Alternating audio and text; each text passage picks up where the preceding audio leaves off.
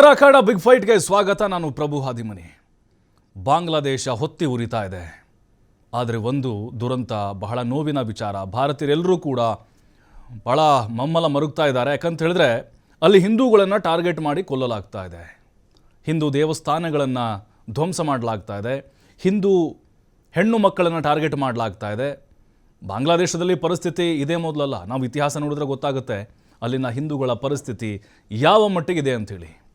ಆದರೆ ಈಗ ಭಾರತವು ಹೇಗೆ ಅದಕ್ಕೆ ಪ್ರತ್ಯುತ್ತರವನ್ನು ಕೊಡಬೇಕು ಅನ್ನೋದು. ಎಲ್ಲಿಂದ ಶುರುವಾಯಿತು ಈ ಜಗಳ ನೋಡಿ. ಉಸ್ಮಾನ್ ಅಂಥೇಳಿ ಒಬ್ಬ ವಿದ್ಯಾರ್ಥಿ ನಾಯಕ 2024ರಲ್ಲಿ ಈ ಶೇಖ್ ಹಸೀನಾ ಸರ್ಕಾರವನ್ನು ಉರುಳಿಸುವಲ್ಲಿ ಮಹತ್ತರ ಪಾತ್ರವನ್ನು ವಹಿಸಿದ್ದ. ಆದರೆ ಆತ ಏನಿದ್ದಾನೆ, ಆತ ಧರ್ಮಾಂಧ, ಜೊತೆಗೆ ಭಾರತದ ವಿರೋಧಿ ಮನಸ್ಥಿತಿಯನ್ನು ಹೊಂದಿದ್ದಾನೆ. ಆತನ ಸ್ಟೇಟಸ್ಗಳು, ಆತನ ಹೇಳಿಕೆಗಳು, ಆತನ ಪೋಸ್ಟ್ಗಳನ್ನು ನೋಡಿದ್ರೆ ಹಾಗೆ ಗೊತ್ತಾಗುತ್ತೆ. ಅದಾದ ಮೇಲೆ ದೀಪು ಚಂದ್ರ ದಾಸ್ ಅನ್ನುವಂತಹ ಹಿಂದೂ ಯುವಕನನ್ನು ಹೆಂಗೆ ಹೊಡೆದು ಹಾಕಿದ್ದಾರೆ ಅಂತ ಹೇಳಿದ್ರೆ ನಿಜಕ್ಕೂ ಇದು ಮಾನವೀಯ ನೆಲೆಗಟ್ಟಿನಲ್ಲಿ ನಾವು ನೋಡೋದಾದರೆ ಧರ್ಮ ಬಿಟ್ಟು ನಡು ರೋಡಲ್ಲಿ ಆತನನ್ನು ನೇಣಿಗೆ ಹಾಕಿ ಸುಟ್ಟು ಸಜೀವವಾಗಿ ದಹನವನ್ನು ಮಾಡಿದ್ದಾರೆ. ಅದಾದ ಮೇಲೆ 7 ವರ್ಷದ ಬಾಲಕಿಯನ್ನು ಕೂಡ ಅದೇ ರೀತಿಯಾಗಿ ಕೊಂದಿದ್ದಾರೆ. ಅಂದರೆ ಇಲ್ಲಿ ನೋಡಿ, ಬಾಂಗ್ಲಾದೇಶದಲ್ಲಿ ಯಾಕೆ ಹಿಂದೂಗಳನ್ನು ಟಾರ್ಗೆಟ್ ಮಾಡಲಾಗ್ತಾ ಇದೆ? ಬೇರೆ ಬೇರೆ ಮುಸ್ಲಿಂ ಕಂಟ್ರಿಗಳಲ್ಲಿ ಇದೇ ರೀತಿ ಪರಿಸ್ಥಿತಿ ಇದೆಯಾ? ಮುಂದಿನ ದಿನಗಳಲ್ಲಿ ಹಿಂದೂಗಳಿಗೆ ಆಪತ್ತು ಕಾದಿದೆಯಾ? ಸೇಫ್ ಅಂತಂದರೆ ಭಾರತ ಅಷ್ಟೇನ? ಹಾಗಾದರೆ ಇಲ್ಲಿರುವಂತಹ ಮುಸ್ಲಿಮರ ಅಭಿಪ್ರಾಯಗಳು ಹೇಗೆ ಬರ್ತಾ ಇದ್ದಾವೆ?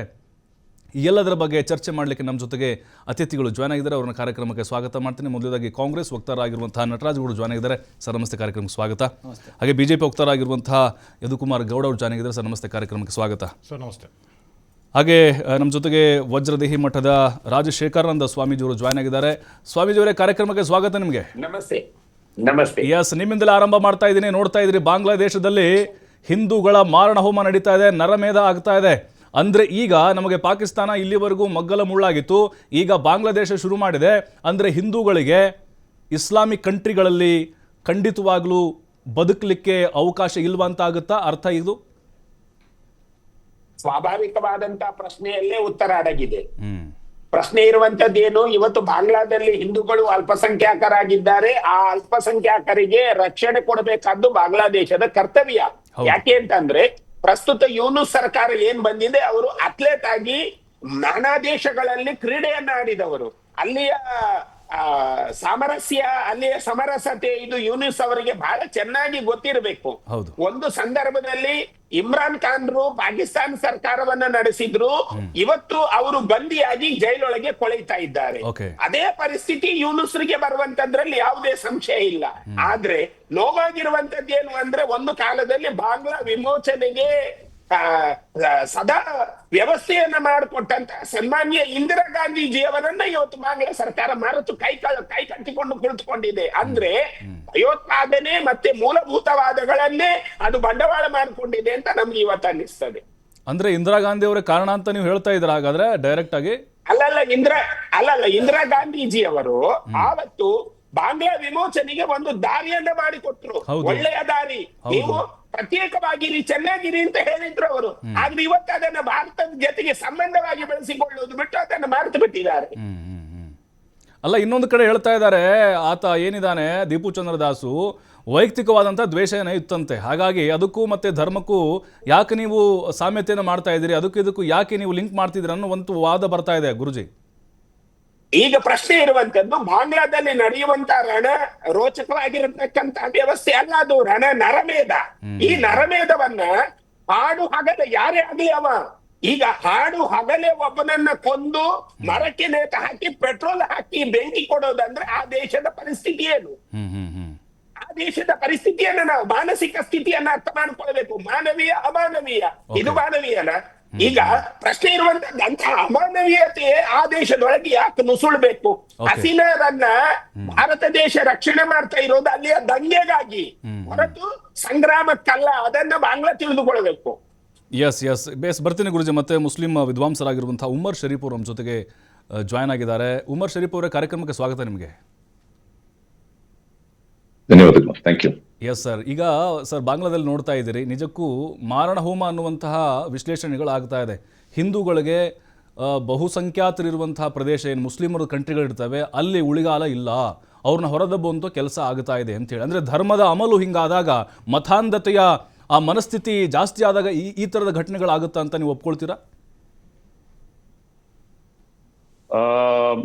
ಒಂದು ಕಡೆ ಫಸ್ಟ್ ನಾನು ಇಲ್ಲಿ ಬಾಂಗ್ಲಾದೇಶನಲ್ಲಿ ನಡೆಯತಕ್ಕಂತಹ ಈ ಒಂದು ಕ್ರೂರ ಕೃತ್ಯಗಳನ್ನು ಖಂಡಿಸ್ತೇನೆ. Yes sir. ಮತ್ತೆ ಇಂತಹ ಒಂದು ಘಟನೆಯನ್ನು ನೋಡ್ತಿರುವಾಗ ನಾವು ಸುಮ್ನೆ ಇಲ್ಲಿ ಭಾರತೀಯರು ಸುಮ್ನೆ ನೋಡ್ಕೊಂಡು ಕೂತ್ಕೊಳಕ್ಕಾಗಲ್ಲ. ಕರೆಕ್ಟ್. ಇವರು ಮಾಡುವಂತದ್ದು ಹಿಂದೂಗಳನ್ನ ಗುರಿ ಮಾಡಿ ಅವ್ರ ಮೇಲೆ ಹಲ್ಲೆ ಮಾಡಕ್ಕೆ ಮುಂದೆ ಬಂದ್ರೆ ಇಲ್ಲಿರತಕ್ಕಂತ ಭಾರತೀಯರು ಎಲ್ಲರೂ ಒಗ್ಗಟ್ಟಾಗಿದ್ದು ಅವ್ರ ಮೇಲೆ ಧ್ವಂಸ ಮಾಡಕ್ಕೆ ಸಿದ್ಧವಾಗಿದ್ದೀವಿ ಅಂತ ನಾವು ಒಂದು ಮಾತು ಕೊಡ್ಬೇಕಾಗಿದೆ, ಒಂದು ಹೇಳಿಕೆ ಕೊಡ್ಬೇಕಾಗಿದೆ. ಯಾಕಂತ ಹೇಳಿದ್ರೆ ಇಂತಹ ಮನಸ್ಥಿತಿ ಇರೋರು, ಅಂದ್ರೆ ಒಂದು ಧರ್ಮವನ್ನು ನೋಡಿ ಅವ್ರನ್ನ ಕೊಂದು ಹಾಕುವ ಆ ಒಂದು ಮನಸ್ಥಿತಿ ಇರುವವರು, ಅವ್ರು ಯಾವ ಧರ್ಮವನ್ನು ಪಾಲಿಸೋರಲ್ಲ. ಬಿಡಿ ಇಸ್ಲಾಂ ಧರ್ಮವನ್ನು ಪಾಲಿಸ್ತಾರ ಇಲ್ಲೋ ಬೇರೆ ವಿಷಯ. ಎಲ್ಲಾ ಧರ್ಮಕ್ಕೂ ವಿರುದ್ಧವಾದ ಒಂದು ಮನಸ್ಥಿತಿ ಅದು ಏನಂದ್ರೆ ಇಂತಹ ಜನರನ್ನ, ಅದು ಬೇರೆ ಏನಂದ್ರೆ 1970s ನಲ್ಲಿ ನಮ್ಮ ಭಾರತೀಯ ಸೈನ್ಯ ಬಂದು ಅವ್ರಿಗೋಸ್ಕರ ನಿಂತ್ಕೊಳ್ತು. ಪಾಕಿಸ್ತಾನ್ ಬಂದು ಅವ್ರ ಮೇಲೆ ಯುದ್ಧ ಮಾಡಕ್ ಬರುವಾಗ ಸುಮಾರು 1 ಲಕ್ಷಕ್ಕಿಂತ ಜಾಸ್ತಿ ಬಾಂಗ್ಲಾದೇಶಿಯನ್ನು ಕೊಂದಾಕಿರುವ ಇತಿಹಾಸ ಇದೆ. ಯಾರು? ಪಾಕಿಸ್ತಾನ್ ಅವರು. ಮತ್ತೆ ಅದ್ರ ಜೊತೆಗೆ ಸಾವಿರಾರು ಹೆಂಗಸರ ಮೇಲೆ ಅತ್ಯಾಚಾರ ಆಗಿದೆ, ರೇಪ್ ಮಾಡಿದ್ದಾರೆ. ಸೊ ಅಲ್ಲಿ ಆ ಘಟನೆ ನಡೆಯುವಾಗ ಈ ಬಾಂಗ್ಲಾದೇಶಿಯರಿಗೆ ಸಹಾಯ ಮಾಡಕ್ಕೆ ಮುಂದೆ ಬಂದ ಭಾರತೀಯ ಸೈನ್ಯವನ್ನು ಮರೆತು, ಭಾರತೀಯರನ್ನ ಮರೆತು ಇಂತಹ ಒಂದು ಕೃತ್ಯವನ್ನು ಮಾಡಕ್ಕೆ ಮುಂದೆ ಬರುವವರನ್ನ ನಾವು ಬರೀ ಮಾತಿಲ್ಲ, you have to face them in war. ಅಂದ್ರೆ ಈ ಒಂದು ಘಟನೆ ಸಾಕು. ಅಂದ್ರೆ ಒಬ್ಬನನ್ನು ಕೊಂದಾಕಿದ್ರೆ ಇಡೀ ಹಿಂದೂ ಸಮುದಾಯಕ್ಕೆ ಅವ್ರ ಎಚ್ಚರಿಕೆಯನ್ನು ಕೊಡುವ ರೀತಿಯಲ್ಲಿ ಮಾಡುವುದಾದರೆ ನಾವು ಎಲ್ಲರೂ ಒಗ್ಗಟ್ಟಾಗಿದ್ದು ಅವ್ರ ಮೇಲೆ ಸವಾಲೇ ಬಿಡ್ತೀವಿ. ಹಿಂದೂಗಳೇ ಟಾರ್ಗೆಟ್ ಆಗ್ತಿರೋದು ಯಾಕೇನೋ ಸರ್, ನೇರ ಪ್ರಶ್ನೆ. ಯಾಕೆ ಟಾರ್ಗೆಟ್? ಹಿಂದೂಗಳು ಯಾಕೆ ಟಾರ್ಗೆಟ್? ಅದೇ ನೀವು ಹೇಳಿದ ಒಂದು ಪ್ರಶ್ನೆ ಸರಿಯಾಗಿತ್ತು. ಇದರಲ್ಲಿ ಕಾರ್ಲ್ ಮಾರ್ಕ್ಸ್ ಒಂದು ಮಾತು ಹೇಳಿದ್ರು, ಇದು religion is the opium of the common man ಅಂತ. ಅಂದ್ರೆ ರಿಲಿಜನ್ ಬಂದು, ಧರ್ಮ ಬಂದು ಒಂದು ರೀತಿನಲ್ಲಿ ಅದು ಒಂದು ಡ್ರಗ್ ಆಗಿ ಪರಿವರ್ತನೆ ಆಗ್ಬಿಡುತ್ತೆ. ತೀವ್ರ ಹೋದ್ರೆ ಅದು ಜನರಿಗೆ, ಮಾನವ ಕುಲಕ್ಕೆ ಡೇಂಜರ್ ಆಗ್ಬಿಡುತ್ತೆ. ರಿಲಿಜನ್ ಎಲ್ಲವೂ ಕೂಡ ಮಿತಿಯಲ್ಲಿ ಇರ್ಬೇಕು, ಎಲ್ಲವೂ ಸರಿಯಾದ ರೀತಿಯಲ್ಲಿ ಆರ್ಡರ್ ನಲ್ಲಿ ಇರ್ಬೇಕು. ಅದನ್ನ ಸರಿಯಾಗಿ ಅರ್ಥೈಸಿಕೊಂಡು ಮಾಡಿದ್ರೆ ಮಾತ್ರ ಎಲ್ಲವೂ ಸರಿಯಾಗಿರುತ್ತೆ. ಯಾವುದೇ ಒಂದು ಮೆಡಿಸಿನ್ ಕೂಡ, ಒಂದು ಔಷಧಿಯನ್ನು ನಾವು ತಗೊಳ್ಬೇಕಂದ್ರೆ ಡಾಕ್ಟರ್ ಹೇಳ್ತಾರೆ ನೀವು ಇವತ್ತಿಗೆ ಈ 1 ಟ್ಯಾಬ್ಲೆಟ್ ತಗೊಳ್ಳಿ ಅಂತ. ಆ ಹುಚ್ಚ 10 ಟ್ಯಾಬ್ಲೆಟ್ ತಗೊಂಡ್ಬಿಟ್ರೆ ಅವನು ಅಲ್ಲೇ ಸತ್ತೋಗ್ಬಿಡ್ತಾನೆ. ಅದೇ ರೀತಿ ಇಂತ ಕೆಲಸ ಮಾಡಕ್ಕೆ ಮುಂದೆ ಬರೋರು ಏನಂದ್ರೆ, ಇವ್ರಿಗೆ ರಿಲಿಜನ್ನಿನ ಒಂದು ಡ್ರಗ್ ತಲೆ ಒಳಗೆ ತುಂಬಿಕೊಂಡು ಅದ್ರ ಮೂಲಕ ಮತಾಂಧವೇ ಇದು. We have to call spade a speed.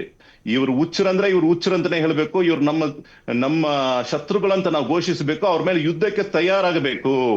ಯಾಕೆ ಹೇಳ್ಕೊಳ್ತೀನಿ ಅಂದ್ರೆ, ಇಲ್ಲಿ ಒಂದು ಮಾತು ಮುಗಿಸ್ಬಿಡ್ತೀನಿ. ಪಾಕಿಸ್ತಾನ್ ನಲ್ಲಿ ಇರತಕ್ಕಂತ PM ಅಲ್ಲಿನ ಒಬ್ಬ ಸ್ಪೀಕರ್ ಮಾತಾಡ್ತಾನೆ, ಕರೀಂ ಉಸ್ಮಾನಿ ಅಂತ. ಅವ್ನು ನಮ್ಗೆ ಎಚ್ಚರಿಕೆ ಕೊಡ್ತಾ ಇದ್ದಾನೆ, ಭಾರತ ಏನಾದ್ರು ಇದರಲ್ಲಿ ಮೂಗು ತೂರ್ಸ್ಕೊಂಡ್ ಬಂದ್ರೆ ನಾವು ನಿಮ್ ಮೇಲೆ ಮಿಸೈಲ್ ಬಿಡ್ತೀವಿ ಅಂತ ಅವನು ಇವಾಗ ಘೋಷಿಸಿದ್ದಾನೆ.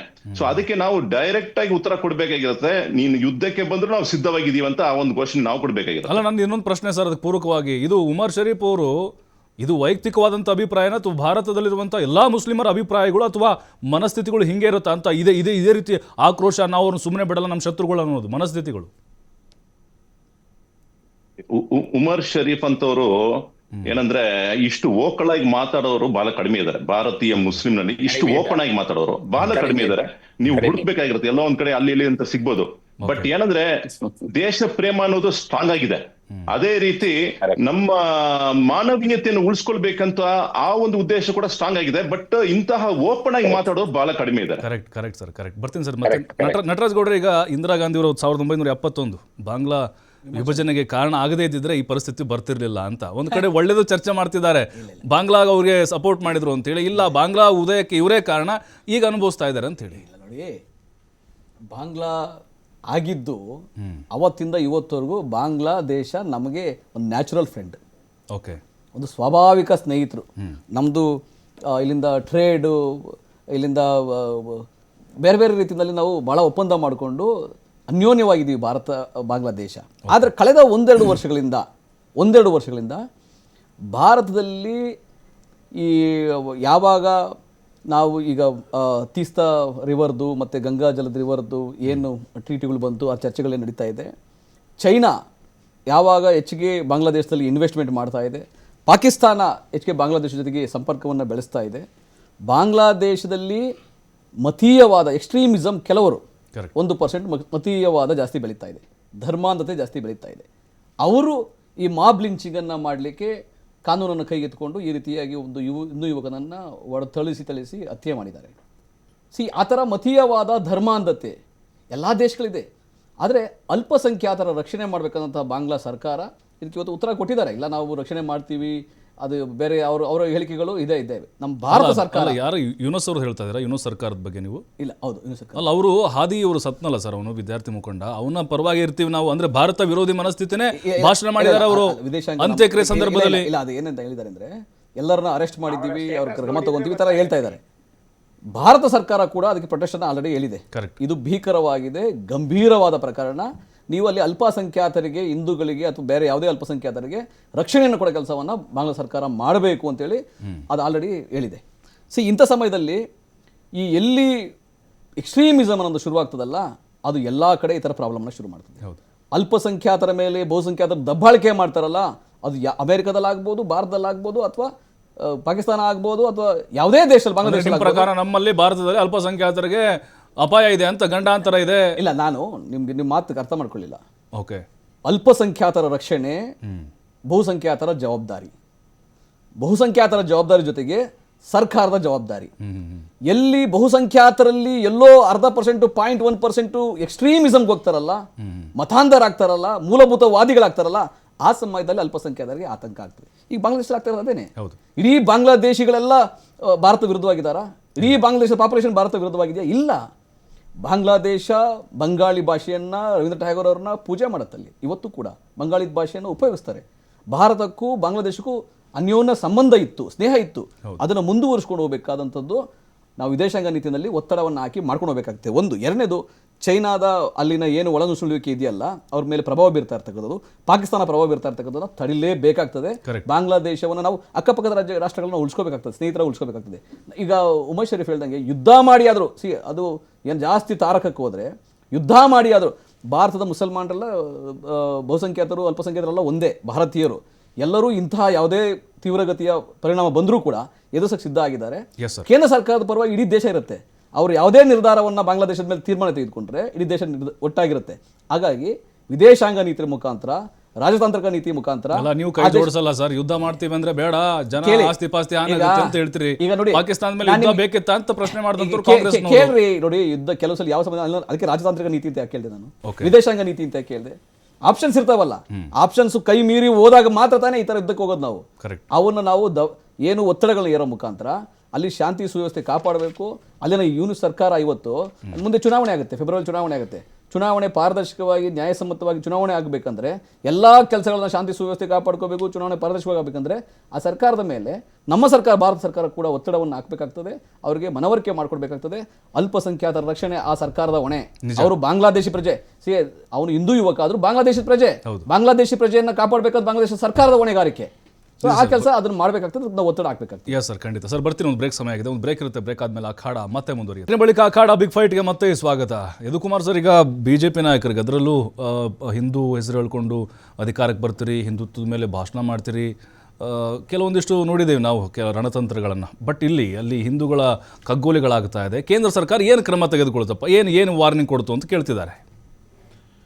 ಮೊದಲನೇದಾಗಿ ನಾವು ಬಾಂಗ್ಲಾದೇಶ ಏನು ನಾವು ಹುಟ್ಟಾಕಿದಂಥ ದೇಶ, ಸಾಕಿದ ನಾಯಿ ನಮ್ಮನ್ನು ಕಚ್ಚಕ್ಕಂತ ಬರ್ತಾ ಇರ್ತೋ, ಅಲ್ಲಿ ನಡೀತಕ್ಕಂಥ ನರಮೇಧಗಳು ಏನು ಹಿಂದೂಗಳ ಮೇಲೆ ನಡೀತಾ ಇರುತ್ತೋ ಅದನ್ನು ಖಂಡಿಸಬೇಕಾಗತ್ತೆ. ಎಲ್ಲರೂ ಉಮರ್ ಶರೀಫ್ನು ಹೇಳಿದ್ರು, ಅವರಿಗೆ ಸ್ವಾಗತ ಬಯಸ್ತೇನೆ ಅವ್ರು ಹೇಳಿದ್ದಕ್ಕೆ. ಅದಕ್ಕೆ ಆದರೆ ನಾವು ಹೇಳಿದಂಥದ್ದು ಅದು ಎಷ್ಟು ಮಾತಿನಲ್ಲಿದೆ, ಎಷ್ಟು ಕೃತ್ಯದಲ್ಲಿದೆ, ಸ್ಟ್ರಾಟಜಿ ಆ್ಯಕ್ಷನಲ್ಲಿದೆ ಅನ್ನೋದನ್ನು ನೋಡಬೇಕಾಗುತ್ತೆ. ಯಾಕೆಂದರೆ ಯಾಕೆ ಗೊತ್ತಾ ಸರ್, ಅದರಲ್ಲಿ ಯಾಕೆ ಈ ಮಾತು ಹೇಳ್ತೀನಿ ಅಂದರೆ, ಬೇರೆ ಎಲ್ಲೋ ನಡೀತಾ ಇರಬೇಕಾದ್ರೆ ಕೆಲವು ಘಟನೆಗಳು ರಾಷ್ಟ್ರದ ಬೇರೆ ಬೇರೆ, ಪ್ರಪಂಚದ ಬೇರೆ ಬೇರೆ, ಗಾಜಾನಲ್ಲಾಗ್ಬೋದು, ಪ್ಯಾಲೆಸ್ಟೈನಲ್ಲಾಗ್ಬೋದು, ಆಗಬೇಕಾದಾಗೆಲ್ಲ ಏನಾದರೂ ಆಯ್ದಾಗ ಭಾರತದಲ್ಲಿ ತುಂಬ ಮಿಡಿಯುತ್ತೆ, ಕೆಲವರದು ಮತಗಳದ್ದು ತುಂಬ ಮಿಡಿಯುತ್ತೆ. ಮತ್ತು ಇಲ್ಲಿನ ಆಸ್ತಿ ಪಾಸ್ತಿಗಳಿಗೆ ನಷ್ಟ ಮಾಡುವಂಥದ್ದಾಗ್ಬೋದು.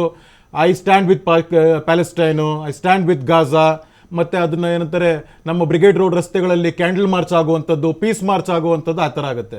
ಅದೇ ರೀತಿಯಾದಂಥ ಒಂದು ಹಿಂದೂ ಬಾಂಗ್ಲಾದೇಶದ ಹಿಂದೂ ಅಂತಾನೆ ಬಾಂಗ್ಲಾದೇಶದ ಪ್ರಜೆ ಅಂತ ಈ ಥರದ್ದಾದಾಗ ಎಲ್ಲೂ ಈ ಥರದ್ದು ಯಾರನ್ನು ಖಂಡಿಸುವಂಥದ್ದು ದೊಡ್ಡ ದೊಡ್ಡ ವ್ಯಕ್ತಿಗಳಾಗ್ಲಿ ಖಂಡಿಸುವಂಥದ್ದೆಲ್ಲ ಬೆರಳಿಡಿಕೆಯಷ್ಟು ಉಮರ್ ಶರೀಫ್ ಅನ್ನೋದು ಬಿಟ್ರೆ ಬೇರೆ ಯಾರು ಮಾಡಿದ್ದಾರೆ ಸರ್? ಅಲ್ಲಿ ಯಾವ ಪಕ್ಷ ಮಾಡಿದೆ? ಬೇರೆ ಇದಾಗಿ ರಾಷ್ಟ್ರೀಯ ಪಕ್ಷಗಳು ಅನ್ನೋದು ಯಾವ್ದು ಮಾಡಿದೆ ಅನ್ನೋದ್ರಲ್ಲಿ ಅಂದ್ರೆ ಅವರ ಅರ್ಥ ಏನಂದಲ್ಲಿ ಹಿಂದೂಗಳನ್ನು ಎಲ್ಲಾದ್ರೂ ನರಮೇಧ ಮಾಡಿದ್ರು ಕೂಡ it is taken for granted. ಅದೇ ಬೇರೆ ರೀತಿಯಾಗಿದ್ರೆ ಅಂದ್ರೆ ಬೇರೆ ದೇಶ, ಬೇರೆ ಪ್ರಪಂಚದ ಎಲ್ಲೇ ಮೂಲೆಯಲ್ಲಿ ಆಗಿದ್ರು ಕೂಡ ಅದು ನಮ್ಮ ಮೇಲೆ ಪ್ರಭಾವ ಬೀಳುವಂಥದ್ದು. ಅಲ್ಲ, ನಿಮ್ಮ ಪ್ರಕಾರ ಎಲ್ಲ ಭಾರತೀಯ ಹಿಂದೂಗಳು ಎಲ್ಲರೂ ಸ್ಟೇಟಸ್ ಹಾಕೊಂಡಿದ್ರೆ ಎಲ್ಲರೂ ಘಟನೆ ಖಂಡಿಸಿದ್ರೆ ಅಂತ ನೀವು ಭಾವಿಸ್ತೀರಾ?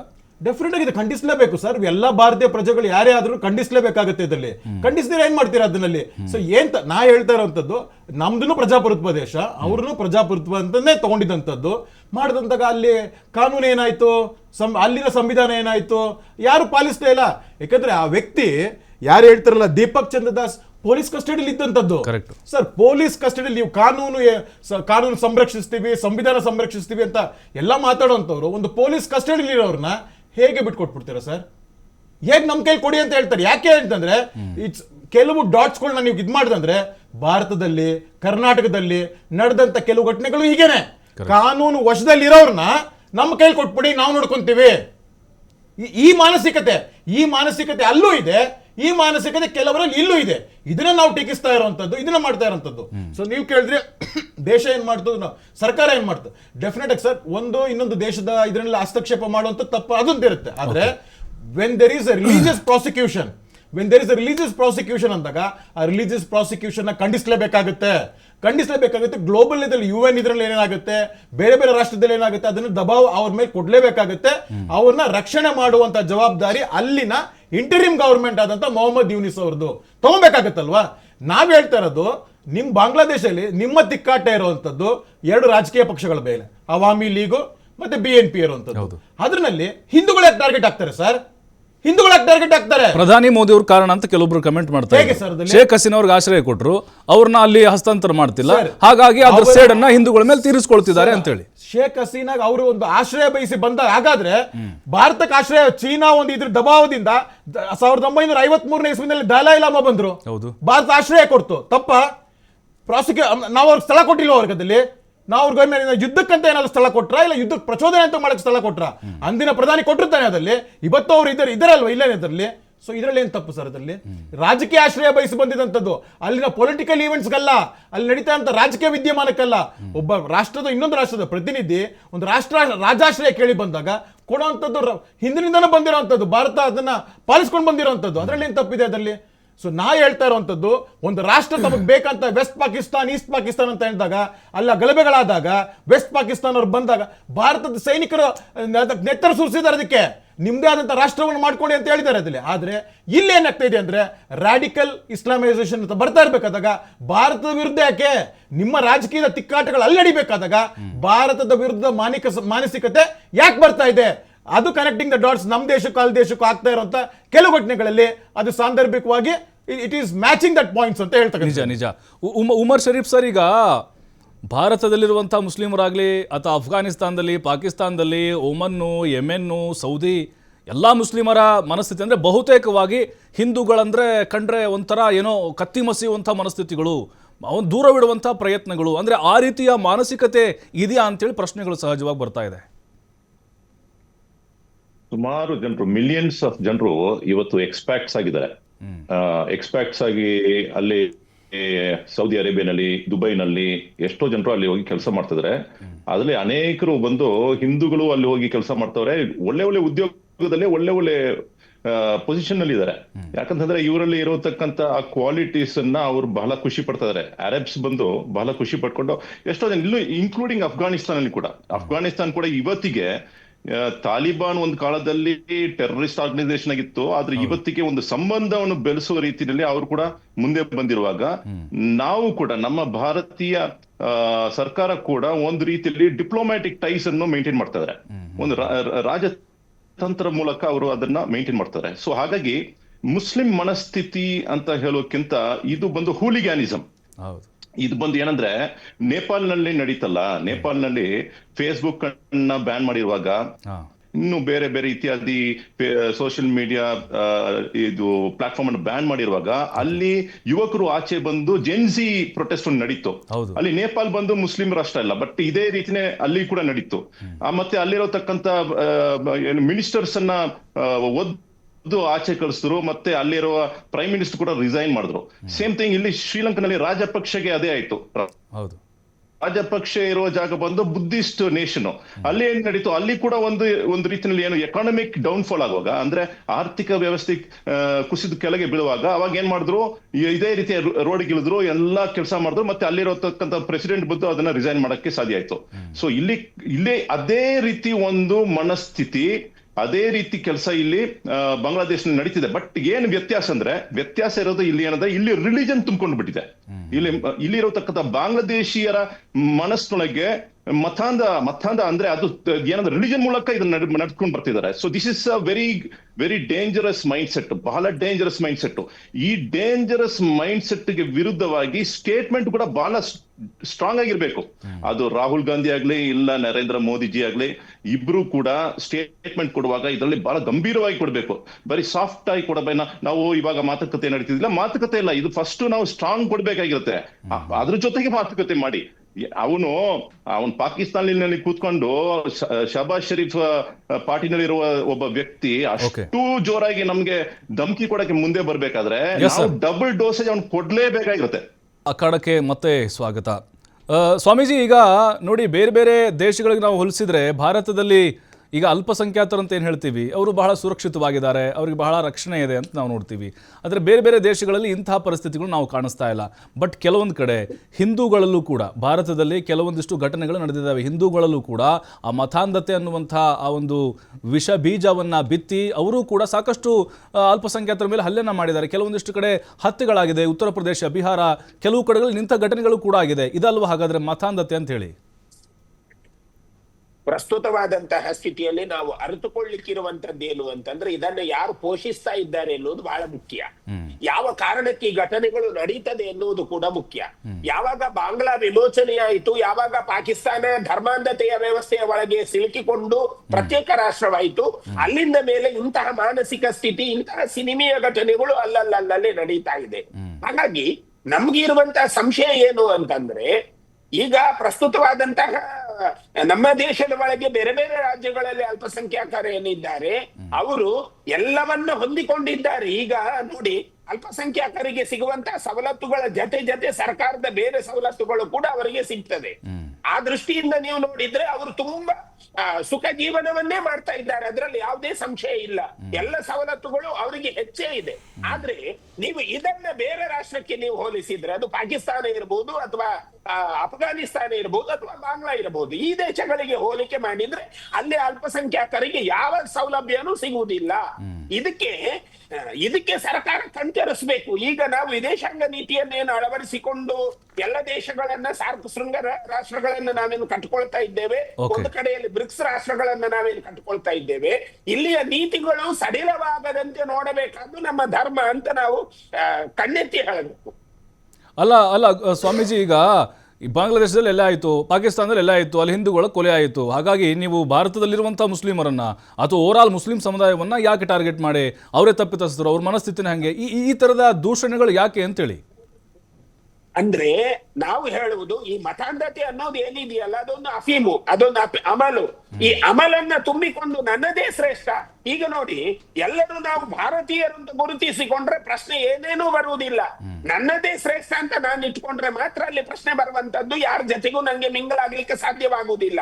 ನಾವೆಲ್ಲರೂ ಭಾರತೀಯರು ಅಂತ ಕಂಡುಕೊಂಡ ಮೇಲೆ ಈ ಮತಾಂಧತೆ ಅನ್ನುವಂತಹ ಏನು ಗುಂಗು ಇದೆಯಲ್ಲ, ಅದು ತೊಲಗಿ ಹೋದ್ರೆ ಎಲ್ಲರ ಜೊತೆಗೆ ನಮ್ಗೆ ಚೆನ್ನಾಗಿರುವುದಕ್ಕೆ ಯಾವುದೇ ಸಂಶಯ ಇಲ್ಲ. ನೀವು ಗಮನಿಸಬೇಕಾದ್ದು, ಬಾಂಗ್ಲಾದಲ್ಲೇ ಆಗ್ಲಿ, ಪಾಕಿಸ್ತಾನದಲ್ಲೇ ಆಗ್ಲಿ, ಅಥವಾ ನಮ್ಮ ದೇಶದ ಒಳಗೆ ಎಲ್ಲೇ ಆದರೂ ನಡೆದ್ರೆ ಈ ಘಟನೆಯನ್ನು ಎಲ್ಲರೂ ಸೇರಿ ಖಂಡಿಸುವಂತಹ ಒಂದು ಪರಿಸ್ಥಿತಿಯನ್ನ ನಾವು ಕಾಣ್ತಾ ಇಲ್ವಲ್ಲ? ಇದೇ ಸೋಜಿಗ.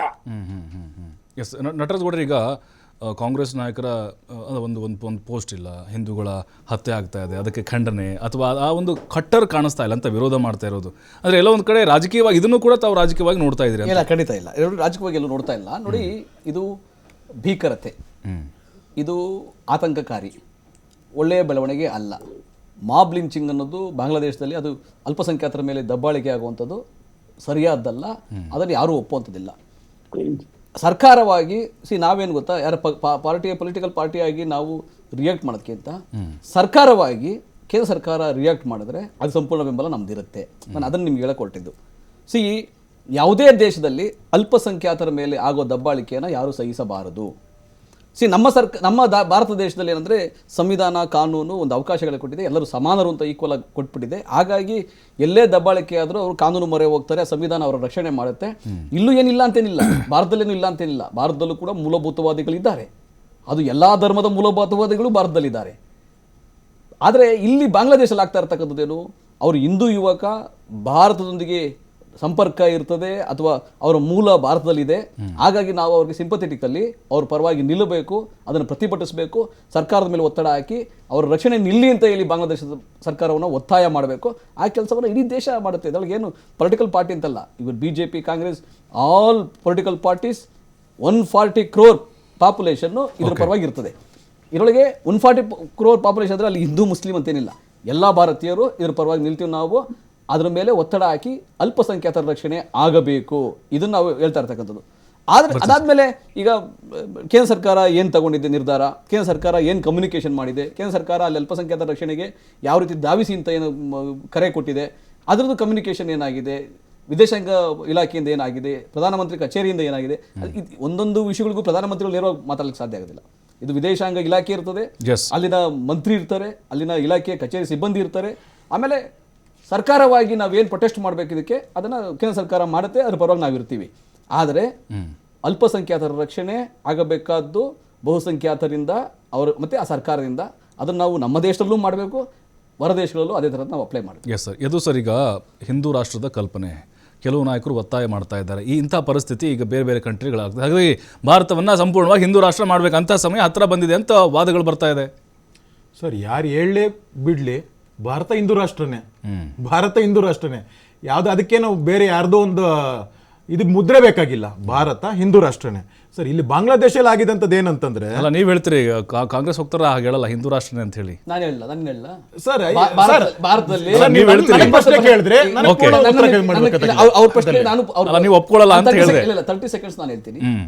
ಭಾರತ ನನ್ನ ಸಮಯಕ್ಕೆ ಬೇಕು. 140 ಕೋಟಿ ಭಾರತೀಯರ ದೇಶ. ಭಾರತ 140 ಕೋಟಿ ಭಾರತೀಯರ ದೇಶದಲ್ಲಿ ನಾವು ಹಿಂದೂ ಮುಸ್ಲಿಂ ಅಂತ ಡಿವೈಡ್ ಮಾಡಲ್ಲ. ಅದು ಸಂವಿಧಾನ ಕೊಡುವಂಥ ಅವಕಾಶ, ಜಾತ್ಯತೀತದೇನೆ. ಯಾಕಂದ್ರೆ ಹಿಂದೂಗಳನ್ನೇ ಹಿಂದೂಗಳಂತ ಒಪ್ಕೊಳ್ಳೋಂಥ ಸಮಸ್ಯೆ ನಮ್ಮಲ್ಲಿದೆ, ಸಮಸ್ಯೆಗಳಿದ್ದಾವೆ. ಹಂಗಾಗಿ ನಾವು ಅದನ್ನ ಬಗ್ಗೆ ನಾನು ಚರ್ಚೆ ಮಾಡಲ್ಲ, ಇವತ್ತು ಚರ್ಚೆ ಮಾಡೋದು ಬೇಡ. ಒಂದಂತ ಹೇಳ್ಬೇಕಾದ್ರೆ ಜಾತ್ಯತೀತ ದೇಶ, ಸಂವಿಧಾನವೇ ಪರಮೋಚ್ಚ ಧರ್ಮಗ್ರಂಥ, ಪ್ರಜಾಪ್ರಭುತ್ವವೇ ಧರ್ಮ, ಅದೇ ಮೇನ್ ಇರೋರಿಗೆ. ಸರ್ ಇದು ಸರ್ ಅಲ್ಲ ಸರ್, ಹುಬ್ಬಳ್ಳಿಯಲ್ಲಿ ಮರ್ಯಾದೆ ಹತ್ಯೆ ಆಯಿತು, ಧರ್ಮ ನೋಡ್ಕೊಂದಿಲ್ಲ, ಅಲ್ಲಿ ಜಾತಿ ನೋಡ್ಕೊಂದಿದ್ದದು. ದಲಿತ ಹುಡುಗ ಲವ್ ಮಾಡಿದೆ ಅಂತೇಳಿ ಬರವಾಗಿ ಕೊಂದಿದ್ದು ಸರ್. ಜಾತಿನ ಕಂಡ್ರೆ ಆಗಲ್ಲ, ಇನ್ನು ಧರ್ಮ ಮಾಡೋಕೆ ನೀವು ಒಂದು ಧರ್ಮದಲ್ಲಿ ರಾಷ್ಟ್ರ ಮಾಡೋಕೆ ಹೋಗ್ತಾ ಇದ್ದೀರಿ. ಮೊದಲು ಅದನ್ನ ನಿವಾರಣೆ ಮಾಡಿ ನೋಡೋಣ. ಸರ್, ನಾನು ಹೇಳಿದ್ದು ಬಾಂಗ್ಲಾದೇಶದ ಬಂದಾಗ ಅಲ್ಲಿನ ರಾಜಕೀಯ ವಿಶ್ಲೇಷಕರು ಹೇಳ್ತಾರೆ ಡ್ರೀಮ್ ಗಾನ್ ಸೋರ್ ಅಂತ. ಅಂದ್ರೆ ಏನೊಂದು ಕನಸಿನ ಬಾಂಗ್ಲಾದೇಶ ಅಂತ ಇತ್ತದಲ್ಲಿ ಅವರೇ ಅದನ್ನ ಹಾಳು ಮಾಡ್ಕೊತಾ ಇರೋಂಥದ್ದು. ಸರ್, ಇವಾಗ ಅಲ್ಲಿ ಹಾಳಾಗ್ತಾ ಇರೋಂಥದ್ದಂತಕ್ಕೆ ಭಾರತದ ವಿರುದ್ಧ ಭಾವನೆಗಳನ್ನ ಯಾಕೆ ಬಿಡ್ತಾ ಇದ್ದಾರೆ? ಭಾರತ ಅದಕ್ಕೆ ಪೂರಕವಾಗಿ ಇದ್ದಿದ್ದಂಥದ್ದು, ಎಕನಾಮಿಕಲಿ ಆಗ್ಬೋದು, ನಾವು ಆರ್ಥಿಕವಾಗಿ ಆಗ್ಬೋದು, ಮತ್ತು emotionally many people are connected to the Bangla land. Means ಏನು ಒಂದು ರಾಷ್ಟ್ರವಾಗಿತ್ತು, ಒಂದು ನಮ್ಮ ಜೊತೆಗೆ ಜೋಡಿಸ್ಕೊಂಡಿದ್ದಂಥದ್ದು. ಆದರೆ ಭಾರತದ ವಿರುದ್ಧ ಬಿತ್ತುವಂಥ ಭಾವನೆಗಳಿಗೆ ಅದಕ್ಕೆ ಯಾಕೆ ಆಗ್ತಿದೆ ಅಂತ ಅಂದ್ಬಿಟ್ಟು ನಾನು ಕೇಳ್ತಾ ಇರೋಂಥದ್ದು. ಯಾಕಂದ್ರೆ ಆಗ್ಲೇ ಹೇಳ್ಬೇಕಾದಾಗ Bangla is an all friendly neighbour ಅಂತ ಇದ್ದಿದ್ದಂಥದ್ದು. ನಾವು ಎಚ್ಚರಿಕೆಯಿಂದ ಇರಬೇಕಾಗಿದೆ ಏನಂತಂದ್ರೆ, ಅಕ್ಕಪಕ್ಕದ ರಾಷ್ಟ್ರಗಳಲ್ಲಿ ಬೆಂಕಿ ಬಿದ್ದಿದ್ದಂಥದ್ದು ನಮ್ಮ ರಾಷ್ಟ್ರಕ್ಕೂ ಪಸರಿಸಬಾರದು.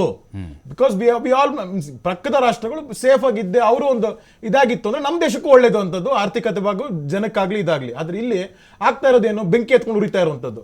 ಈ ಮಾನಸಿಕತೆನ ಅಲ್ಲಿರುವಂಥ ರಾಜಕೀಯ ವ್ಯಕ್ತಿಗಳು, ಆ ರಾಜಕೀಯ ಸಂಸ್ಥೆಗಳ ಪಕ್ಷಗಳು ಅದನ್ನ ನಿವಾರಿಸ್ಕೊಳ್ಬೇಕಾದೇ ಹೊರತು, ಭಾರತದ ಗ್ರೇಟರ್ ಬಾಂಗ್ಲಾದೇಶ್, ಭಾರತವನ್ನು ಬೇರೆ ಅಸ್ಸಾಮನ್ನು ಜೋಡಿಸ್ಕೊಂತೇವೆ, ಬಾಂಗ್ಲಾದೇಶ ಜೊತೆಗೆ ಅಸ್ಸಾಮನ್ನು ಜೋಡಿಸ್ಕೊಂತೇವೆ, ಇದೆಲ್ಲ ಯಾವ ಮಾತುಗಳಿದೆ?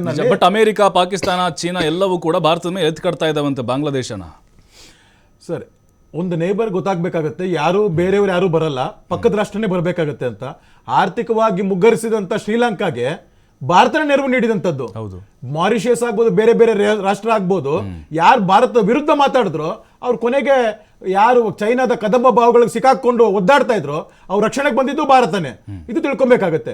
ಇವತ್ತು ಒಂದು ಬೇರೆ ಬೇರೆ ಮೇಲ್ನೋಟಕ್ಕೆ ಅದಾಗ್ಬೋದೇ ಹೊರತು ಅದು ದೂರಗಾಮಿ ದೃಷ್ಟಿನಲ್ಲಿ ಯಾವತ್ತು ಭಾರತನೇ ಪಕ್ಕದಲ್ಲಿರುವಂತದ್ದು, ಅವರೇ ಇದಾಗಬೇಕಾಗತ್ತೆ. ಸರ್, ನಾವು ಇದಕ್ಕೆ ಹೇಳಿದಂಥದ್ದು, ಇದಕ್ಕೆ ನಾವು ಭಾರತ ಸರ್ಕಾರ CAA ತಗೊಂಬರ್ಕ್ ಹಾಕಿದಂಥದ್ದು ಸಿಟಿಸನ್ಶಿಪ್ ಅಮೆಂಡ್ಮೆಂಟ್ ಆಕ್ಟ್ ಅಂತ.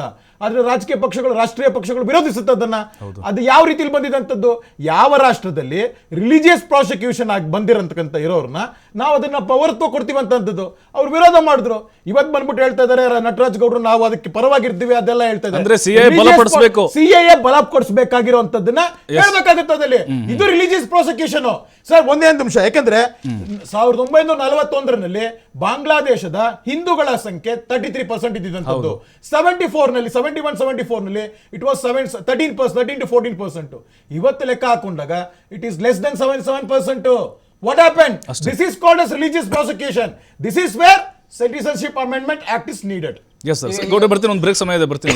ಬ್ರೇಕ್ ಇರುತ್ತೆ, ಬ್ರೇಕ್ ಆದ್ಮೇಲೆ ಅಖಾಡ ಮತ್ತೆ ಕೊಡ್ರಿ. ಈಗ ಜಾತ್ಯತೀತ ಅಂತ ಹೇಳ್ತಾ ಇದ್ರಿ. ಜಾತ್ಯತೀತ ಅಂದ್ರೆ ನಿಮ್ಮ ಪ್ರಕಾರ ಎಲ್ಲರೂ ಒಗ್ಗಟ್ಟಾಗಿ ಸೌಹಾರ್ದಯುತವಾಗಿ ಸರ್, ಯಾವ್ರಿಗೆ ಅಂದ್ರೆ ಯಾವ ದೇವರು, ಯಾವ್ದು ಇಂಡ್ರು, ಯಾವ್ದು ಇಲ್ಲದೆ ಬದುಕೋದನ್ನ ನಾವು ಜಾತ್ಯತೀತ ಅಂತ ಹೇಳ್ತೀವಿ ಸರ್. ಇಲ್ಲ, ಆ ಥರದಿಲ್ಲ. ನಿನ್ನ ಧರ್ಮವನ್ನು ನೀನು ಆಚರಣೆ ಮಾಡು, ಇನ್ನೊಂದು ಧರ್ಮಕ್ಕೆ ಗೌರವ ಕೊಡು, ಅವರವರ ಧರ್ಮವನ್ನು ಆಚರಣೆ ಮಾಡಲಿ, ಇನ್ನೊಂದು ಧರ್ಮಕ್ಕೆ ಗೌರವಲಿ. ಪರಸ್ಪರ ಸೌಹಾರ್ದತೆಯಿಂದ, ಪರಸ್ಪರ ದ್ವೇಷ ಮಾಡ್ದಲೆ, ಅಸೂಯೆ ಪಡೆದಲೆ, ವಿಚ್ಛೇದಕ ಶಕ್ತಿ ಆಗದಲ್ಲೇ ಸೌಹಾರ್ದತೆಯಿಂದ, ಭ್ರಾತೃತ್ವದಿಂದ ಬದುಕೋದು ಜಾತ್ಯತೀತ ಅಂತ ಹೇಳ್ತಾರೆ. ಅದು ಎಲ್ಲರೂ ಕೋ ಎಕ್ಸಿಸ್ಟ್ ಇರಬೇಕು. ನಾನು ಮಾತ್ರ ಹೇಳ್ತೀನಿ ನಾನು ಶ್ರೇಷ್ಠ, ಇನ್ನೊಬ್ರು ಕನಿಷ್ಠ, ಇನ್ನೊಬ್ರು 2ನೇ ದರ್ಜೆ ಅಂತ ಇರ್ತದಲ್ಲ, ಅದನ್ನ ಜಾತ್ಯತೀತ ಅನ್ನಲ್ಲ, ಅದನ್ನ ಕೋಮುವಾದ ಅಂತಾರೆ. ನಾವು ಹೇಳ್ತಾ ಇರ್ತಕ್ಕಂಥದ್ದು, ಈಗ CAA NRC ಬಗ್ಗೆ ಎತ್ಕೊಂಡ್ರು. ಸಂವಿಧಾನದ ಮೂಲ ಆಶಯ ಬಿಜೆಪಿಯವ್ರಿಗೆ ಅರ್ಥ ಆಗಬೇಕಾಗಿದೆ. ಸಂವಿಧಾನದ ಬೇಸಿಕ್ ಸ್ಟ್ರಕ್ಚರ್ ಬಿಜೆಪಿಯವ್ರಿಗೆ ಅರ್ಥ ಆಗಬೇಕಾಗಿದೆ. ಧಾರ್ಮಿಕ ಆಧಾರದಲ್ಲಿ ನಾವು ಪೌರತ್ವವನ್ನು ಕೊಡೋದಿಲ್ಲ. ಇದು ಸಂವಿಧಾನ. ಪೌರತ್ವವನ್ನು ಕೊಡ್ತೀವಿ, ನೀವು ಹೇಳ್ದಂಗೆ ಇವ್ರು ದಲೈ ಲಾಮಾಗೂ ಪೌರತ್ವವನ್ನು ಕೊಡ್ತೀವಿ, ಶೇಖ್ ಹಸೀನಾಗೂ ಇವ್ರು ಬೇಕಾ ಪೌರತ್ವವನ್ನು ಕೊಡ್ಲಿ, ತೊಂದರೆ ಇಲ್ಲ, ತಪ್ಪಿಲ್ಲ. ಅದ್ರೊಳಗೆ ಆಶ್ರಯ ಕೊಟ್ಟಿದ್ದೀರಿ, ನಾನು ಇಲ್ಲದ ಹೇಳ್ತಿಲ್ಲ. ಆಶ್ರಯ ಕೊಟ್ಟಿದ್ದೀರಿ, ಪೌರತ್ವ ಬೇಕಾದ್ರೆ ಕೊಡ್ಬೋದು, ಇಲ್ಲ. ಸರ್ಕಾರ ತೀರ್ಮಾನ ಮಾಡಿ ಪೌರತ್ವವನ್ನು ಯಾರಿಗೆ ಬೇಕಾದ್ರೂ ಕೊಡ್ಬೋದು. ಆದ್ರೆ ಧರ್ಮದ ಆಧಾರದ ಮೇಲೆ ಈ ಧರ್ಮದವರಿಗೆ ಮಾತ್ರ ನಾನು ಪೌರತ್ವ ಕೊಡ್ತೀನಿ, ಈ ಧರ್ಮದವ್ರ ಪೌರತ್ವ ಕೊಡೋದಿಲ್ಲ ಅಂತ ಹೇಳಕ್ ಬರೋದಿಲ್ಲ. ಇದು ನಮ್ಮಲ್ಲಿ ಇರ್ತಕ್ಕಂಥದ್ದು. ಆಮೇಲೆ ಇವತ್ತು ಬಾಂಗ್ಲಾದೇಶದಲ್ಲಿ ಆಗ್ತಾ ಇರೋದಕ್ಕೆ ಕೇವಲ CAA NRC ಮಾಡಿದ್ರೆ ಅದರಿಂದ ಏನಾಗುತ್ತೆ? ಇವಾಗ ಪ್ರಾಸಿಕ್ಯೂಷನ್ ಆಗ್ತಾ ನಿಮ್ದು ಅಲ್ಲಿ ತುಂಬಾ ಏನು ಜನಾಂಗೀಯ ಒಂದು ಕ್ಲೀನ್ ಮಾಡ್ತಾ ಇದ್ದಾರೆ ಸರ್, ನಿಮ್ಗೆ ಅನ್ಸಿದ್ರೆ ಜನಸೈಡ್ ಆಗ್ತಾ ಇದೆ ಅನ್ಸಿದ್ರೆ 11 ವರ್ಷದಿಂದ ನೀವಿದ್ದೀರಿ, ಪೌರತ್ವ ಕೊಡ್ಬೋದು. ಎಷ್ಟು ಜನ ಕರ್ಕೊಂಡ್ಬಂದ್ರಿ, ಎಷ್ಟು ಜನ ಕರ್ಕೊಂಡ್ಬರ್ತೀರಿ, ಏನ್ ಪ್ಲಾನ್ ನಿಮ್ದು? ನಿಮ್ಮ ಮಾತು ನಾನು ಹೇಳ್ತಾ ಇದ್ದೀನಿ, ಅದನ್ನ ನಾನು ಪ್ರಶ್ನೆ ಎತ್ತಬಾರ್ದಾಗಿತ್ತು, ಸಮಯ ರಾಜಕೀಯ ಆಗುತ್ತೆ ಅಂತ. ಆದ್ರೆ ನಿಮ್ಮ ಮಾತುಗೋಸ್ಕರ ನಾನು ಹೇಳ್ತಾ ಇದ್ದೀನಿ, CAA NRC ಮೇಲೆ ನಿಮ್ಗೆ ಆಸಕ್ತಿ ಇರ್ತಕ್ಕಂಥವ್ರು ಜನ ಕರ್ಕೊಂಡ್ಬಂದು ಪೌರತ್ವ ಕೊಡಿ. ಎಷ್ಟು ಜನ ಕರ್ಕೊಂಡ್ಬಂದ್ರಿ 11 ವರ್ಷದಲ್ಲಿ ಅಂಕಿಅಂಶ ಕೊಡಿ. ಈಗ ಎಷ್ಟು ಜನ ಬಾಂಗ್ಲಾದೇಶದ ಎಷ್ಟು ಜನ ಹಿಂದೂಗಳು ಕರ್ಕೊಂಡ್ಬರಕ್ಕೆ ನೀವು ಪ್ಲಾನ್ ಮಾಡಿದ್ರೆ ಅಂಕಿಅಂಶ ಕೊಡಿ. ಸುಮ್ಮನೆ ಏನೋ ನಾವು ಇಲ್ಲಿ ದೇಶದ ಯಾರನ್ನೋ ದ್ವೇಷ ಮಾಡಕ್ ಹೋಗಿ ಏನೋ ನಾವು ಕಾನೂನು ತಗೊಂಡ್ಬರ್ತೀವಿ, ಏನೋ ತಿದ್ದುಪಡಿ ತಗೊಂಡ್ಬರ್ತೀವಿ ಅಂದ್ರೆ ಆಗೋದಿಲ್ಲ. ಈ ದೇಶ ಎಲ್ಲರ ದೇಶ, ಈ ದೇಶ 140 ಕೋಟಿ ಭಾರತೀಯರ ದೇಶ. ಓಕೆ, ಉಮರ್ ಶರೀಫ್ ಸರ್, ಈಗ ಒಂದು ಎಕ್ಸಾಂಪಲ್ ಕೊಡ್ತೀನಿ ಸರ್ ನಿಮಗೆ. ಕೆಲವು ಭಾಗಗಳಲ್ಲಿ ಹಿಂದೂ ಮುಸ್ಲಿಮರು ಹೇಗೆ ವಾಸ ಮಾಡ್ತಿದ್ದಾರೆ ಅಂದರೆ ಅಣ್ಣ ತಮ್ಮ, ಅಳಿಯ ಮಾವ ಅಂತ ಇದ್ದಾರೆ ಸರ್. ನಾವು ಭಾಳ ನೋಡಿದ್ದೇವೆ, ನಾವು ಕೂಡ ಹಾಗೆ ಬದುಕ್ತಾ ಇದ್ದೇವೆ. ಬಟ್ ಕೆಲವು ಕಡೆ ಏನಾಗಿದೆ ಸರ್, ಈಗ 100 ಮುಸ್ಲಿಂ ಮನೆಗಳು, ಮುಸ್ಲಿಂ ಕುಟುಂಬದ 100 ಮನೆಗಳಿದ್ದಾವೆ, ಅಲ್ಲಿ 5ರಿಂದ 10 ಹಿಂದೂ ಮನೆಗಳಿದ್ದಾವೆ. ಭಯದ ವಾತಾವರಣ, ಗಡಗಡ ನಡ್ಕೊಂಡು ಬದುಕಬೇಕು. ಅದೇ 2 ಮುಸ್ಲಿಂ ಮನೆಗಳು, 100 ಹಿಂದೂ ಕುಟುಂಬಗಳು ಬದುಕ್ತಿದ್ರೆ ಅಲ್ಲಿ ಏನೋ ಒಂಥರ ಎಲ್ಲರೂ ಆರಾಮಾಗೆ ಬದುಕ್ತಾ ಇದ್ದಾರೆ. ಬಟ್ ಈ ಥರದ ಚರ್ಚೆಗಳಾಗ್ತಾ ಇದೆ ಸರ್, ಭಯದ ವಾತಾವರಣ ಅಂತ ಹೇಳಿ.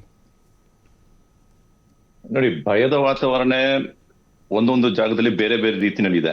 ಇವಾಗ ಮುಜಫರ್ ನಗರ್ನಲ್ಲಿ 2013 ಒಂದು ರೈಟ್ಸ್ ನಡೀತು, ಒಂದು ಗಲಭೆ ನಡೀತು. ಮುಸಲ್ಮಾನರ ಮೇಲೆ ಬಹಳಷ್ಟು ಜನರು ಬಂದು ಹತ್ಯೆ ಮಾಡಿದ್ರು. ಆಗ ಅಲ್ಲಿಂದ ಭಯದ ವಾತಾವರಣದಲ್ಲಿ ಅಲ್ಲಿಂದ ಜಾಗ ಖಾಲಿ ಮಾಡ್ಬಿಟ್ಟು ಕೂಡ ಓಡಿರುವ ಒಂದು ಇತಿಹಾಸ ನಮ್ಮಲ್ಲಿ ಇದೆ.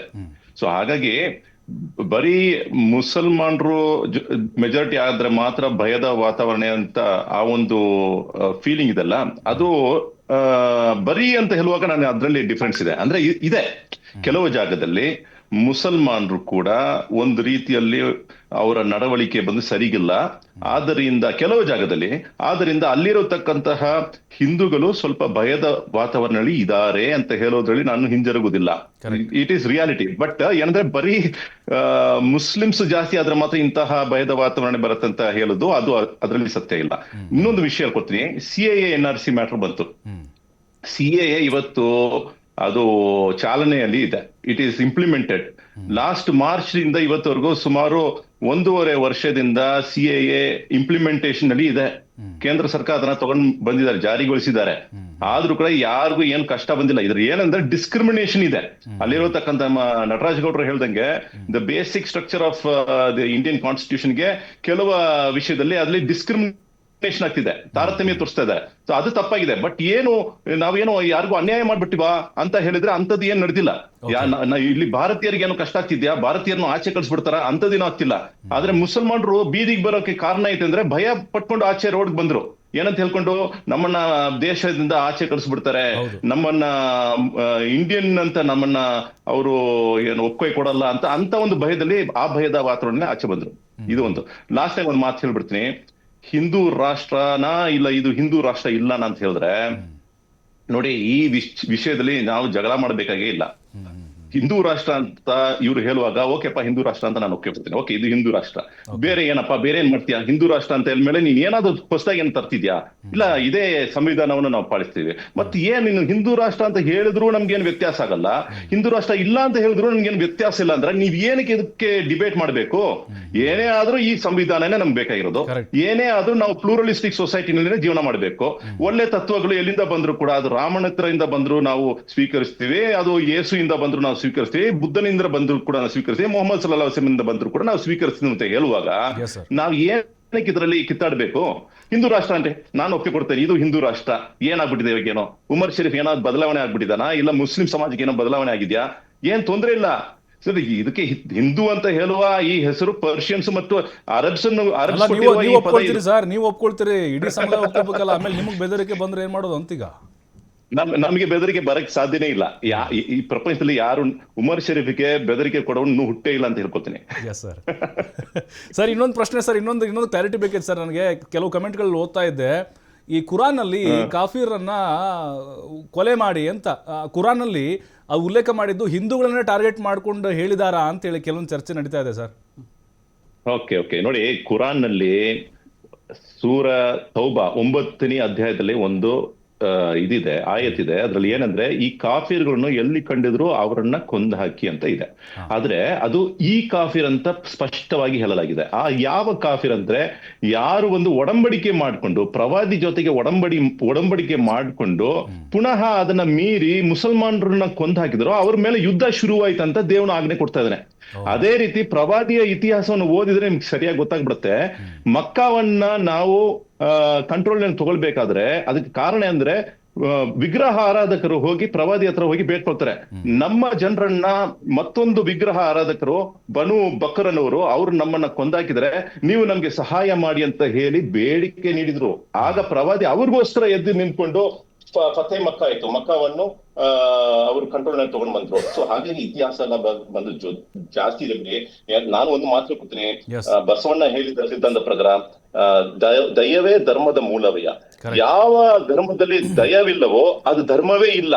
ಇದು ಕ್ಲಿಯರ್. ಈ ಉಮರ್ ಶರೀಫ್ ಅಂತಿಲ್ಲ, ಎಲ್ಲರೂ ಒಪ್ಪಿಗೆ ಕೊಡ್ತಾರೆ, ಎಲ್ಲರೂ ಕೊಡ್ತಾರೆ. ನಮ್ಮ ಯದು ಕುಮಾರ್ ಕೊಡ್ತಾರೆ, ಮತ್ತೆ ಅಲ್ಲಿ ನಟರಾಜ್ ಗೌಡ್ ಕೊಡ್ತಾರೆ, ನೀವು ಕೂಡ ಕೊಡ್ತೀರಾ.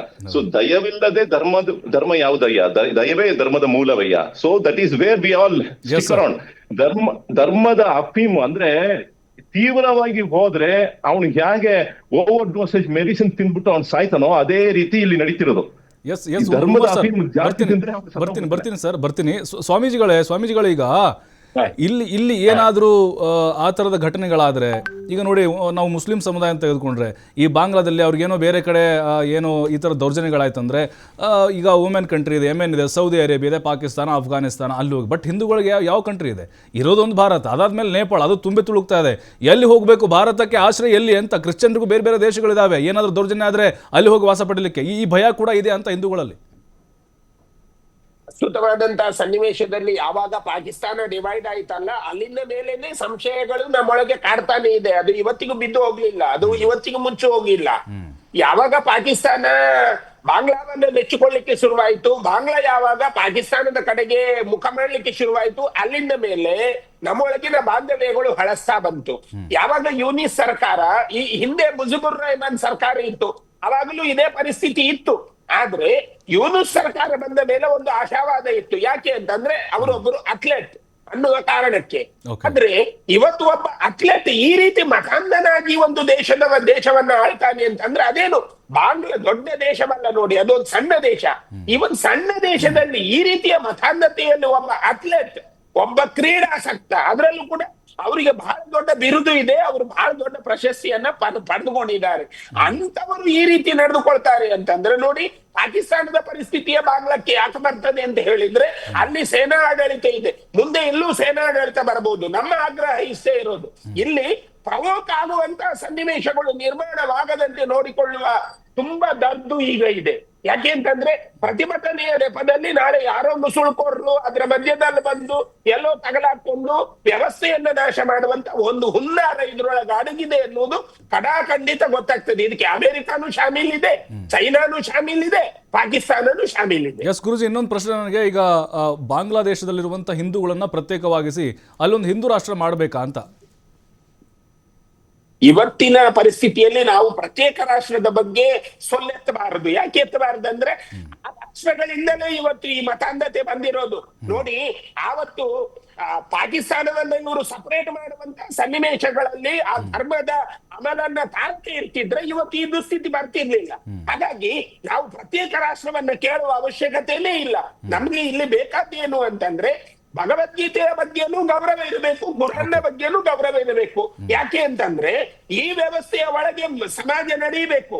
ಸುಮ್ಮನೆ ನಾವು ಗೂಬೆ ಕೂರಿಸ್ತಾ ವ್ಯವಸ್ಥೆಗಳನ್ನೆಲ್ಲ ನಾಶ ಮಾಡ್ತಾ ಇಲ್ಲಿ ನೋಡಿ ಇವತ್ತು ಆಗ್ತಾ ಇರೋದೇನು, ದೇಶದ ಆರ್ಥಿಕತೆ ಕುಸಿಯೋದು, ಇದರಿಂದ ಬೇರೆ ಬೇರೆ ವ್ಯವಸ್ಥೆಗಳು ಹಾಳಾಗೋದು, ವಿದೇಶಾಂಗ ನೀತಿ ನಾಶವಾಗ್ತದೆ. ಈ ಸ್ಥಿತಿಯಲ್ಲಿ ಕೊಂಡುಕೊಳ್ಳುವಿಕೆ ಹಾಳಾದ್ರೆ ಯಾರಿಗೆ ಏನ್ ಲಾಭ ಸಿಗ್ತದೆ ಇದರಿಂದ? ನಿಜ ನಿಜ ನಿಜ ಗುರುಜಿ. ನಟರಾಜ್ ಗೌಡ್ರು, ಈಗ ತಮ್ಮ ಕಾಂಗ್ರೆಸ್ ಸರ್ಕಾರ ಅಂದರೆ ಕೇಂದ್ರದಲ್ಲಿ ಇದ್ದಾಗಲೂ ಕೂಡ ಬಾಂಗ್ಲಾದೇಶದ ಪರಿಸ್ಥಿತಿ ಹೊರತಾಗಿರಲಿಲ್ಲ. ನಾವು ಇತಿಹಾಸ ತೆಗೆದು ನೋಡಿದ್ರೆ ಸುಮಾರು ಲಕ್ಷ ಸಂಖ್ಯೆಯ ಕೊಲೆಗಳಾಗಿದೆ ಅಂತ. ಅದರಲ್ಲಿ ಹಿಂದೂಗಳು 4ರಿಂದ 5 ಸಾವಿರ ಇಲ್ಲಿವರೆಗೂ ನಾವು ರಿಪೋರ್ಟ್ ನೋಡ್ತಾ ಇದ್ವಿ. ಹಿಂದೂ ಹೆಣ್ಣು ಮಕ್ಕಳ ಅಲ್ಲಿ ಏನು ತೇಜೋವಧೆ ಆಗ್ತಾ ಇದೆ, ಅತ್ಯಾಚಾರಗಳಾಗ್ತದೆ. ಹಾಗಾಗಿ ನಿಮ್ಮ ಸರ್ಕಾರದಲ್ಲೂ ಕೂಡ ಏನು ಕಂಟ್ರೋಲ್ ಮಾಡೋಕ್ಕಾಗಿರಲಿಲ್ಲ ಅಂತ ನೋಡಿ. ನಮಗೆ ಅಲ್ಪಸಂಖ್ಯಾತರ ಮೇಲೆ ಬಹುಸಂಖ್ಯಾತರಲ್ಲಿರ್ತಕ್ಕಂತಹ ಕೆಲವು 0.1% ಮತಾಂಧರಿದ್ದಲ್ಲ, ಮತೀಯವಾದಿಗಳಿದ್ದಾರೆ, ಮೂಲಭೂತವಾದಿಗಳು ದಬ್ಬಾಳಿಕೆಯನ್ನು ಎಲ್ಲ ಸಮಯದಲ್ಲಿ ಮಾಡ್ಕೊಂಡು ಬಂದಿದ್ದಾರೆ. ಎಲ್ಲ ದೇಶಗಳು ಈ ಥರ ಆಗಿದೆ. ಅದಕ್ಕಾಗಿ ಏನೇನು ಮಾಡಬೇಕು ಅಂದರೆ, ಯಾವ ಮೂಲ ಇದೆ ನಮ್ಮ ದೇಶದಿಂದ ಅವ್ರ ಮೂಲದಲ್ಲಿದ್ದಾರೆ, ನಮ್ಮ ಹಿಂದೂಗಳಿದ್ದಾರೆ, ನಮ್ಮ ದೇಶಕ್ಕೆ ಮೂಲ ಇಲ್ಲಿಂದ ನಿವಾಸಿಗಳಾಗಿದ್ದಾರೆ ಅವರು ಅಂತ ನಾವು ಅನ್ನೋದಾದರೆ, ನಾವು ಅವ್ರಿಗೆ ಒಂದು ಸಹಕಾರ ಕೊಡಬೇಕು ಅನ್ನೋದಾದರೆ ಸರ್ಕಾರಗಳು ಚರ್ಚೆ ಮಾಡಬೇಕು.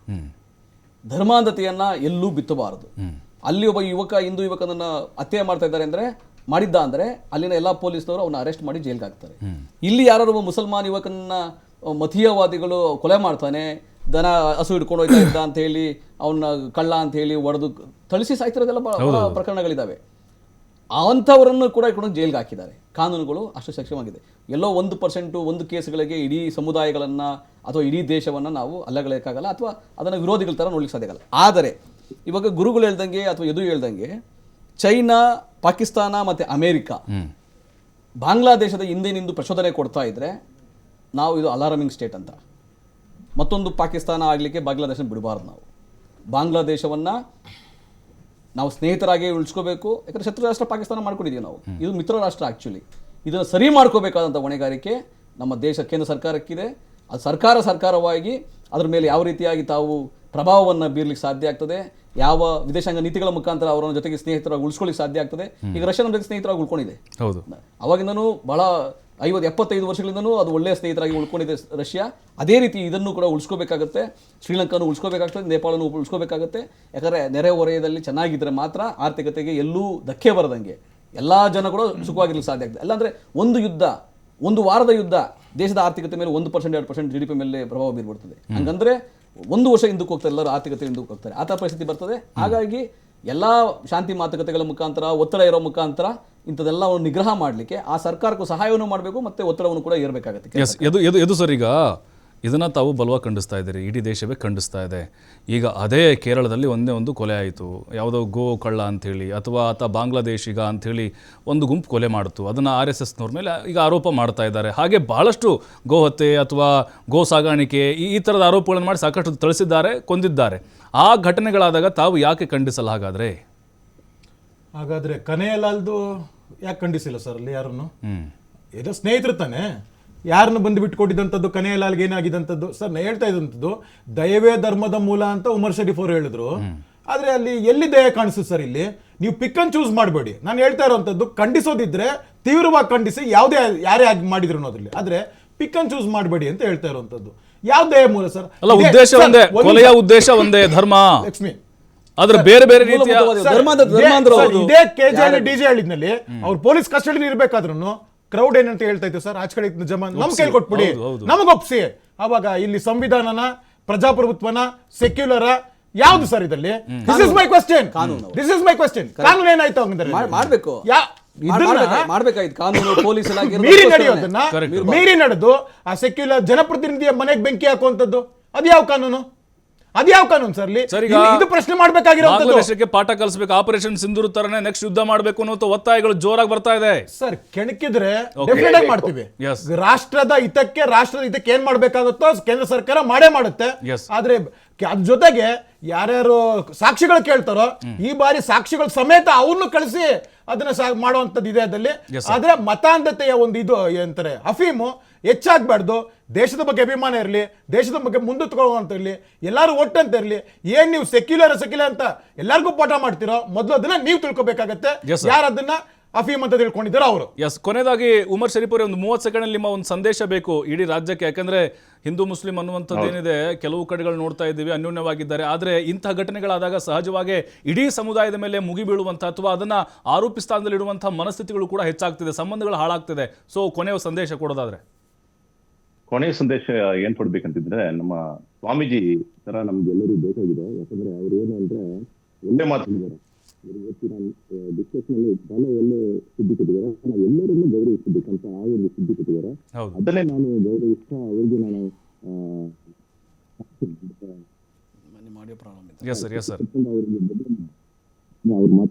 ಅವ್ರ ಮಾತನ್ನ ಮಾತ್ರ ನಾವು ಅದೇ ರೀತಿ ನಾವು ಎಲ್ಲರಿಗೂ ಘೋಷಣೆ ಮಾಡಿದ್ರೆ ಇಡೀ ಪ್ರಪಂಚ ಸಂತೋಷವಾಗಿರುತ್ತೆ. ಇದೇ ನನ್ನ ಮಾತಾಗಿದೆ.